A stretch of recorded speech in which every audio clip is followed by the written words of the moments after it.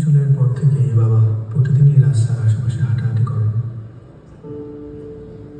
কখনো আবার নির্বাক দাঁড়িয়ে থাকেন। উনি সামনের দিকে তাকিয়ে থাকেন, কিন্তু আসলে কোনো দিকেই তাকান না।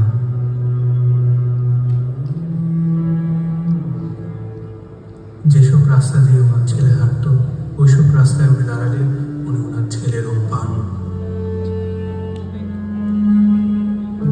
আমার ছেলের মৃত্যু অবস্থায় তখন দাফন দিতে নেমে এর আগে দেখছি যে হাসতেছে, সে হাসতেছে, হাসি মুখ অবস্থা।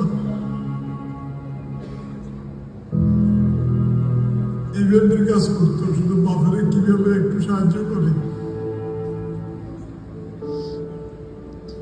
কোনো আজে বাজে আড্ডাতে ছিল না। ওই সারাদিন শুধু কলেজ থেকে আসা ও একটুখানি বিকেল বেলায় বন্ধু বান্ধব নিয়ে ক্রিকেট খেলতো, ক্রিকেটের পাগল।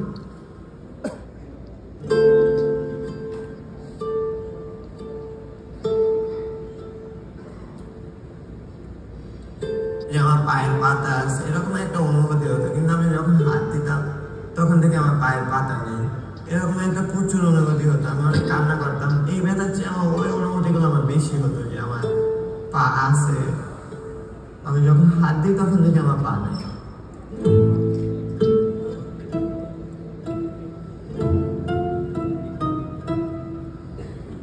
এই হসপিটালে আমি অল্প কিছুদিন হলো আসলাম, পা দিয়ে নতুনভাবে হাঁটা শিখতে আসছি। মানে ছোটকালে যেভাবে হাঁটা শিখেছে মা, ওই রকম এখানেও হাঁটা শিখেছে আর কি।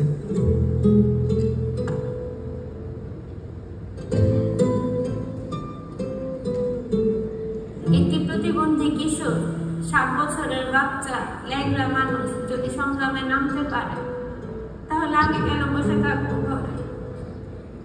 একদিন তো মরতেই হবে, তাই মৃত্যুর ভয় করে স্বার্থপরের মতো ঘরে বসে না থেকে গুলি খেয়ে বীরের মতো মৃত্যু অধিক শ্রেষ্ঠ।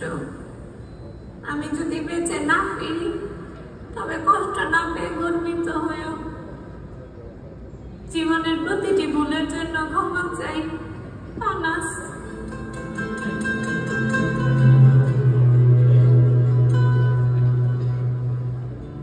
আমার সন্তানের মুখে গুলি লাগছে আর ঠিকানা